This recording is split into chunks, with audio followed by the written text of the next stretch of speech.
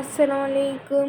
শুভ সকাল সবাইকে। আশা করছি আপনারা সবাই ভালো আছেন, আমরাও ভালো আছি। সকাল সকাল ঘুম থেকে উঠেছি আর আম্মু রুটি নিয়ে আসছে আর মুগ ডাল দিয়ে পেঁপে দিয়ে রান্না করছে। এই তো সেটার দেখি আম্মু আজকে দুপুরের জন্য কি রান্না করবে। আম্মু আজকে দুপুরের জন্য কি রান্না করবা? এই যে আমাদের ক্ষেতের থেকে পুঁই শাক আনবো, ইলিশ মাছ দিয়ে পুঁই শাক দিয়ে রান্না করবো। আর একটা রান্না করে নিচি ডাউল দিয়া ইয়ে দিয়া পেঁপে আর আলু দিয়া রান্না করলাম। সকালে রুটি দিয়েও খাইলে আর দুপুরও খাবো। আর বক্তা বানাবো কিসের? ওই যে কাঁচকলা, পরে দেখাবো কাঁচকলা।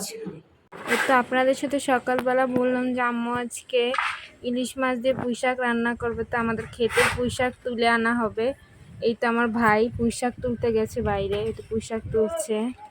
এই যে পুঁই শাকগুলো একবারে মাটির থেকে তুলে নিয়ে আসতেছে। নিজেদের গাছে পুঁই শাক খাওয়ার মজাই আলাদা।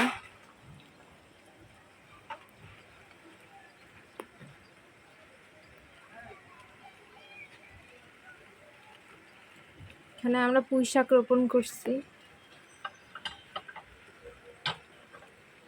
শাকগুলো এতগুলো তুলে আনা হয়েছে, এখন আমরা একটু কাটবো। আর এই ইলিশ মাছ এত সুন্দর লাল লাল কালার পুঁই শাক, ডাটাগুলো ঝরঝরে পাতাগুলো একটু ধরে দেখাই। এই যে তো আম্মু আমাদের দুপুরের জন্য আজকে রাইস কুকারে ভাত রান্না করেছে, সে ভাত।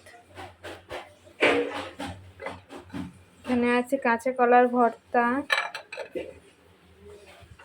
এই তো ইলিশ মাছ রান্না করা হয়েছে পুঁই শাক দিয়ে। ইলিশ মাছটা কষিয়ে রান্না করছে। আর এখানে আছে সকালের তরকারি, দেখাইছিলাম আজকে সকালে আমরা রান্না করেছে ডাল দিয়ে পেঁপে দিয়ে। এই ছিল আজকে আমাদের দুপুরের খাবার।